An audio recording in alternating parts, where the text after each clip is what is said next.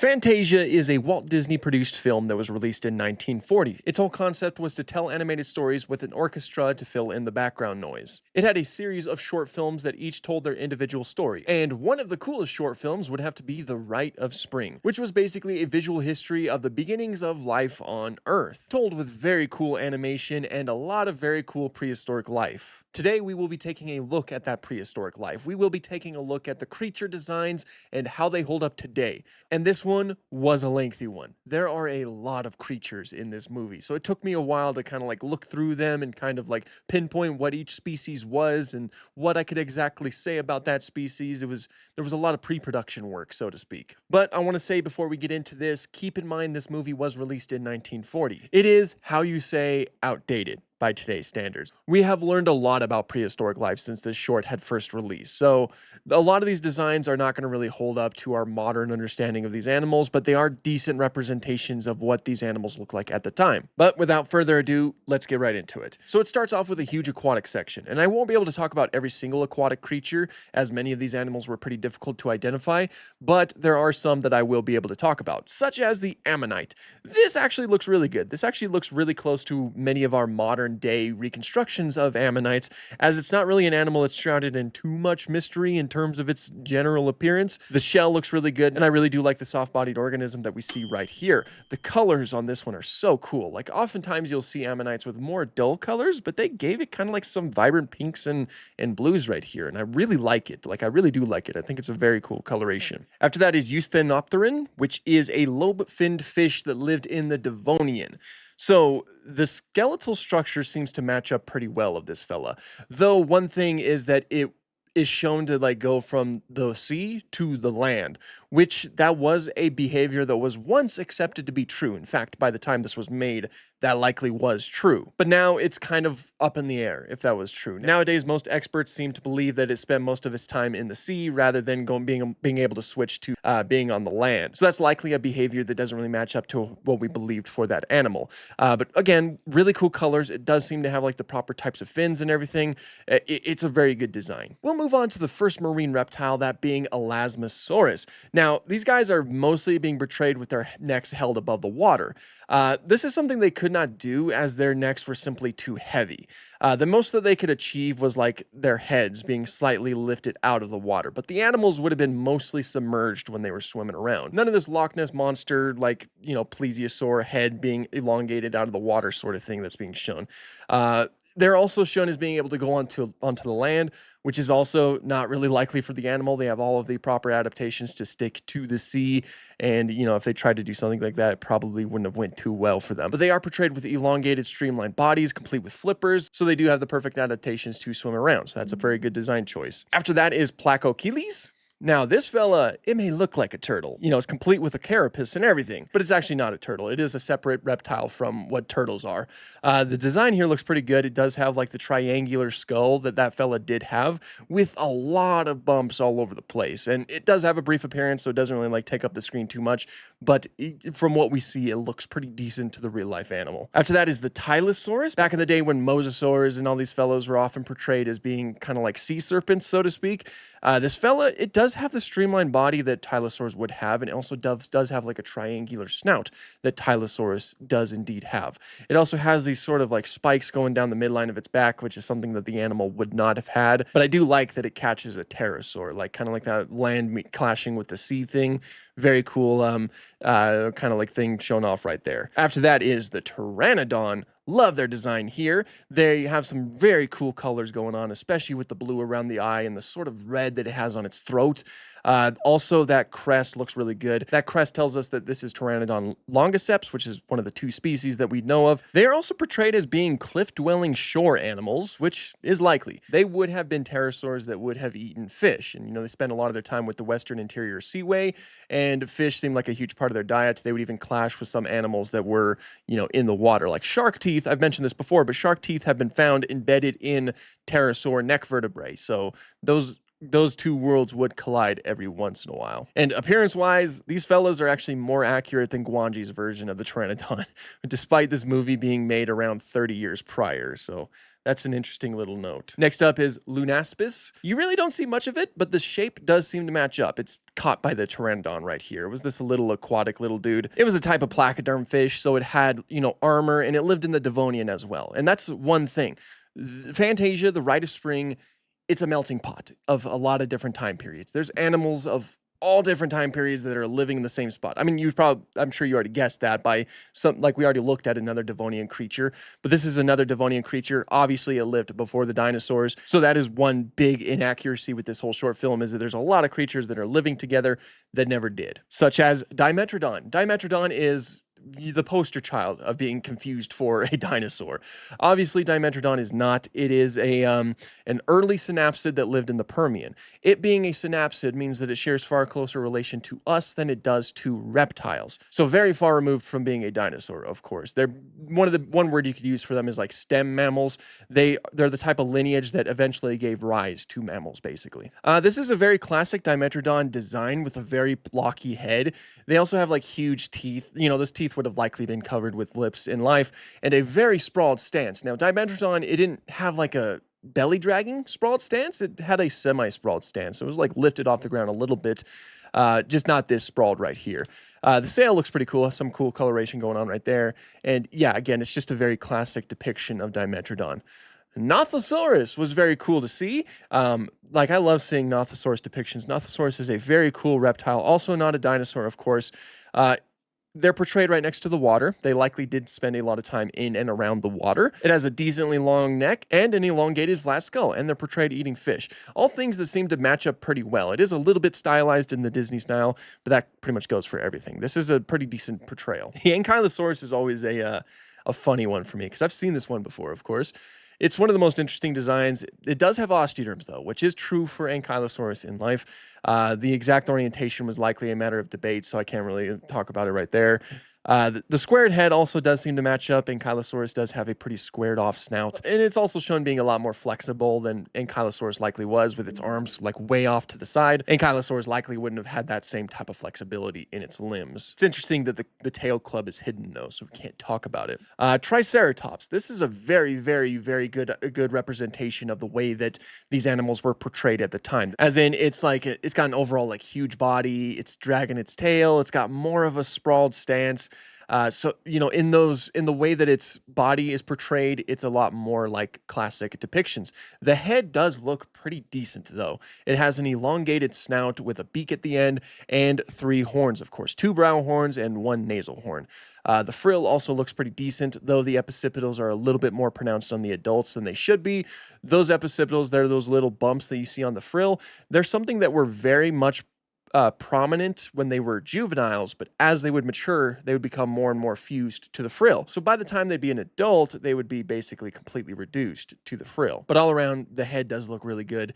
The babies also do have reduced proportions. They're a lot more robust compared to the adults, which is true, but again, they do have more of a sprawled stance, which is not true for these fellas. Troodon. This Troodon looks very strange. I didn't even know that this was a Troodon when I first saw this, but this is actually a little fun fact. There was once a time that a hypothesis was proposed that Troodon was actually a type of Pachycephalosaurid, as in, the same family as Pachycephalosaurus, if you couldn't guess.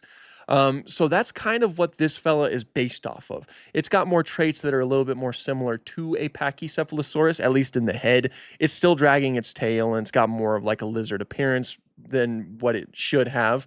But the head certainly looks a lot more like a Pachycephalosaurid head, at least for the time. So this is probably the most interesting depiction. Of course, obviously, that hypothesis didn't really, it didn't really take hold. Nowadays, Troodon belongs to the Troodontid family. That is, of course, if Troodon is a valid genus. There's a lot of argument happening around that, but as of right now, it seems like we have found a neotype, which means that Troodon might be valid. Archaeopteryx. This is the only feathered dinosaur here. Of course, Archaeopteryx was one of the first dinosaurs to be found with actual feathers being preserved, which is cool. It's really cool. But unfortunately, when it was found, there was a lot of argument on whether or not those were truly feathers. There were some people arguing that they might have been just plants that were preserved with the Archaeopteryx, and they said, But Archaeopteryx kind of started to roll the ball and let us know that dinosaurs were a lot more connected to birds than we previously thought. Archaeopteryx had a lot of traits that were clearly very bird-like, such as the feathers, but it also had a lot of traits that were very, dinosaur-like, like the elongated snout with teeth, individual fingers, and a tail and things like that. But all things that are present here, the coloration of the feathers is interesting. We have like more of like a pink coloration, which is pretty cool. Now, cool thing about Archaeopteryx, though, is that we do know what part of its wing looked like. And that's because we have found melanosomes preserved with Archaeopteryx. Melanosomes are these little pigments that they help you determine what coloration that creature was in life, if the animal's preserved well enough. Archaeopteryx has been preserved with melanosomes, and it's part of its wing seems to be like a matte black coloration. We don't know what the rest of it looked like, though. We just know that part of its wing would have been a sort of black coloration. Obviously, that wasn't really known here, though. It also seems like its arms might be it's still got like more of a lizard type appearance in the way that its arms look and everything, which is certainly an interesting choice. But it's very cool that we get to see feathers somewhere in this short. Ornithomimus, just like Guanji, this fella is naked, though the skeletal structure does seem to match up to what we would expect from most ornithomimids. Very ostrich-like, huge and powerful legs, an elongated neck, and a pretty decently long snout. But they are dragging their tails, which is a very lizard-like trait, and, they're breaking their wrists and stuff like that. But they are in a sort of flock, which is cool. Brontosaurus, very classically depicted in the water. At this time, I think it was still mostly agreed, at least in the media, that giant dinosaurs like sauropods couldn't support themselves on the land, at least not efficiently. So they spent a lot of their time in the water because that helped them with their weight. Obviously, we now know that's not the case, and sauropods have plenty of adaptations that help them support themselves on the land, such as, a series of air sacs that go through their skeleton and whatnot, making them lighter than what they could be, essentially. But in terms of these guys' like skeletal structure, it seems pretty decent. Like, it certainly looks like a classic Brontosaurus depiction, like the one that you can see like Charles R. Knight did back in the day. It's just like the behavior that's mostly outdated by today's standards, I suppose. And maybe the skull is a little bit more blocky when diplodocid skulls are a little bit more thin and slightly more elongated. The Stegosaurus is also a good example of this being a product for its time. A little bit more of a sprawled stance. And it's dragging its tail, and it's just overall huge. Very tiny head proportionally, which is true. Stegosaurus did have a small head, but of course it wasn't this small. But they do properly have like the double rows of plates, which is something that Stegosaurus did have, with the smaller plates being closer to the head, and then leading into the larger plates, with the largest plates being set right before the hips, and then they become smaller again as they move down the tail. It also does have the thagomizer at the end of the tail, which is that collection of spikes. Those are all osteoderms. Osteoderms are bones that grow in the skin, so they don't attach to the skeleton, but they are still present. Climbing all over them, I believe these are meant to be Compsognathus, these small little theropods right here. Skeletally, they seem pretty decent. We don't see too much of them, but I will mention that they are lacking feathers, which, Compsognathus is kind of debated on whether or not they have feathers. Close relatives like Sinosauropteryx do have feathers. It's still very likely that Compsognathus did have them. But obviously, I want to reiterate every once in a while, yes, these are a product for the time. Feathers were definitely not being accepted at this time. So you would definitely not see feathers on most depictions. Like, what you see right here, that was like the status quo. I know that. I'm just like, this is a way to educate. I know that there's gonna be some comments here and there. The Parasaurolophus, our first hadrosaur right here. So they kind of adopt a more of like a tripod pose with like, a little bit more upright, kind of like a kangaroo stance with their arms kind of folded at their bellies, dragging their tail around. That's an outdated idea for hadrosaurs. Hadrosaurs were mostly quadrupedal dinosaurs. So that means they, were constantly horizontal with all four limbs touching the ground. They would be able to stand on their hind limbs from time to time, but that wouldn't have been the standard for them. The skulls look pretty decent. They are a little bit blocky, but again, it is a stylized show. And very interestingly, we do see like a sort of skin flap connecting the crest with the rest of the body. I don't think we really have any evidence for it, but I don't think we really know if they didn't have that. So I don't know if we really have a consensus on whether or not they did or did not possess that. Very cool design choice regardless. Obviously this isn't the only project that did that, but it was way more common back in the day. After that is Edmontosaurus, very much portrayed being like a duckbill. which, I mean, sure, like when you have like, okay, so at Monosaurus, they had like this beak extension towards the front of their beak, kind of like went downwards. And in life, it kind of made its snout look very different from a duckbill. We would have known about that beforehand, but Edward Drinker Cope accidentally damaged like an Monosaurus fossils that actually had that structure present. And so we didn't know about it. We didn't know about it. So earlier depictions, they look like this, you know, with just a regular kind of duckbill, which is unfortunate. Maybe it could have been a little bit more updated. But they also, you know, their hands also have like individual fingers. We now know that Edmontosaurus had a hoof-like structure on their forelimbs, which is a very strange structure that I love. And again, they do adopt more of a sort of tripod stance, which is very different. There's also Gryposaurus or Critosaurus. I'm not too sure. In terms of its body, the same things that I said about the other hadrosaurs apply to this one. The skull shape seems to match up pretty well to what either Gryposaurus or Critosaurus looks like. So that's pretty cool. Plateosaurus, a basal sauropodomorph, essentially the precursor to the later massive sauropods that we all know and love. So these fellas are kind of like portrayed digging around, which is possible for Plateosaurus. It had these huge arms with like these massive claws, and it seems likely that they would sort of dig for roots and stuff. They're kind of digging for clams here, which, I mean, I guess I assume that's not outside of the realm of possibility. Many times there's a lot of animals today, like plant-eating animals, that will eat something that's a little bit more of like the meat variety, I suppose. But they are still dragging their tails. Their body shape seems pretty decent, especially for the time. And they're kind of shown as being like they're able to go from quadrupedal to bipedal locomotion. Plateosaurus was an obligate biped, which means that it had no choice but to be on its hind limbs all the time. So while it could possibly dig, it wouldn't really rest on its hands, you know? Next up, we have Canamieria, which is a dicynodont, also an animal that did not live with the dinosaurs. This is an interesting depiction. It would have had more of a semi-sprawled stance in life, which is pretty different to how it's shown right here. It seems a lot more sprawled right here, but it did have that sort of like huge kind of blocky head, and it does have a beak, like how it's portrayed right here. One thing that does seem to be absent is the sort of tusk structures that the animal did have, and it also does seem to be undersized, unless you look at this as like a young individual, which might also explain why the tusks aren't there, I suppose. So if that's the case, then good job. We do see a silhouette of a Corythosaurus. The same things that I said about the other hadrosaurs apply here, and one other thing that I haven't mentioned yet, though, is that these hadrosaurs are portrayed with pretty thin necks. Hadrosaurs in life would have had these very beefy necks. Diplodocus, it's shown as like a belly dragging animal, so when it's not in the water, it has to drag its belly around. Another outdated idea. Again, we know that they had more of like an upright stance, not a sprawled stance at all. They were not dragging their bellies around. And the babies, you can very much see that as they're all just kind of like walking around like long-necked lizards and then swimming and all that. However, the neck is portrayed a little bit more upright, which is more correct for Diplodocus. Also, it's very long. Diplodocus is a very long dinosaur. Psittacosaurus, it does have the sort of blocky, small ceratopsian head, complete with a beak.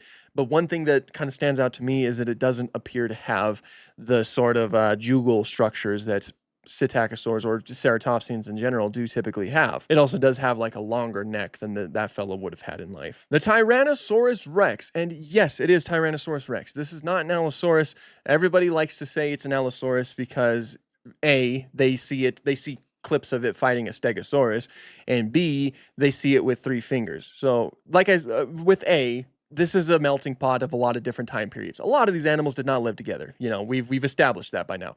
And B, the 3-finger things, well, when they were developing this, they actually did get into contact with Barnum Brown, the man who discovered Tyrannosaurus Rex. He did tell them that T-Rex had 2 fingers. He did. Let me establish that. He did tell them that. But Walt Disney thought that 3 fingers would be scarier. So they gave it 3 fingers. It's strictly a storytelling thing. This is still a T-Rex. Just because it has 3 fingers doesn't mean it's not a T-Rex, you know? None of these depictions are accurate by today's standards, guys, okay? Okay, because there's always somebody who argues with me. It is a T-Rex, though, and like some of the books that were released alongside Fantasia, they call it a T-Rex too. Anyway, it's also portrayed as being a lot more upright, more of a tripod stance, you know, very outdated in that regard. It also does seem to have like fangs, which is very interesting. And the skull is very blocky and like kind of like a typical carnosaur depiction that we've seen many times. And again, it does have 3 fingers. T-Rex did have 2 fingers, but the colors are very cool, and this is a very, very classic design. But it is a T-Rex. This is not an Allosaurus, guys, okay? Dimorphodon is seen flying away from the Tyrannosaurus. Overall, it's got like a thin appearance, but it does have a long tail, which is true to Dimorphodon. And the skull shape is kind of correct, like it's closer, but it has like more of a hook on the beak, which is something that Dimorphodon didn't really have. And it also does not have teeth, which is something that Dimorphodon had. Dimorphodon had these sort of needle-like teeth present, and that's not present here. The Coelophysis we see briefly. It seems to have the whole general shape of Coelophysis down, so yeah, pretty good in that regard. Brachiosaurus, it's seemingly aquatic again, like most of the other sauropods here, because they cannot support their weight unless they're in water. But it also seems to be a lot more in line with Giraffa Titan reconstructions, which certainly does make sense. I won't get into that here because I've already talked about it ad nauseum before. If you want to learn more about how most old reconstructions of Brachiosaurus are actually Giraffa Titan, watch this video or that video, and then you'll get a little bit more information. Anchisaurus, which is another basal sauropodomorph, or at least I think that's what these fellas are. I'm not too sure, but it's possible. They're very athletic, very bouncy, very much like kangaroos, which is not really likely for really most large dinosaurs like that. But if they are Anchisaurus, it's very cool that we have another basal sauropodomorph present. Chasmosaurus we see briefly right here. It does have like a large frill and a reduced horns, very similar to how Chasmosaurus does in life. Also, I do really like the shape of the skull. I think that they did a pretty good job in that regard. During the extinction event, we see an Oviraptor, which, I mean, all around it might look a little bit more like an ornithomimid rather than an Oviraptorid. Skull shape is a lot more elongated when it probably should be a little bit more rounded. And it's also naked again, but it's dragging its tail too. So yeah, all things that are outdated by today's standards. And the Ceratosaurus. Now the Ceratosaurus, I really like their depiction here. They are portrayed with osteoderms going down the back, which is true. Ceratosaurus is one of the few theropods that actually did have osteoderms. The skull shape seems pretty decent, though it is lacking the lacrimal crests. That's something that Ceratosaurus did have, but it does have the sort of nasal horn or crest on its nasal portion. I also do love the inclusion of the type of reptile lips and gums, which, yeah, that makes sense for theropods, obviously. Many people are in agreement with that today. Still going to be debated, but many people are in agreement for that today. But they are lacking 1 finger. Ceratosaurus did have 4 fingers instead of the traditional 3 that we're used to for theropods. But I do like them here. And also one big thing that I want to mention is that this short actually predates the hypothesis of the asteroid impact. Yeah, this was before we found the iridium layer and before it was established that the dinosaurs were, like the non-avian dinosaurs, went extinct because of an asteroid impact. So their take at it was severe droughts made the dinosaurs go extinct, which is, it's very cool to see a time before we knew why the dinosaurs went extinct, before we had any evidence to support why they went extinct. So seeing different hypotheses kind of put into practice is really interesting to see. But yeah, a lot of really cool designs here, a lot of very outdated designs, some designs that are probably outdated for their time, but all around, I'd say that this is a better product of its time than a lot of later projects, we'll just say that. But I do hope you enjoyed this video. I know that this was a longer one. I know this one took longer to do because I had to do a lot of research to make sure I knew what I was talking about with a lot of these creatures. But it was fun. It was a lot of fun to dive into. But I do hope you guys enjoyed it. If you like dinosaur-related content, please consider subscribing. I would love to have you on board. And until next time, thank you so much for watching. Have an awesome day.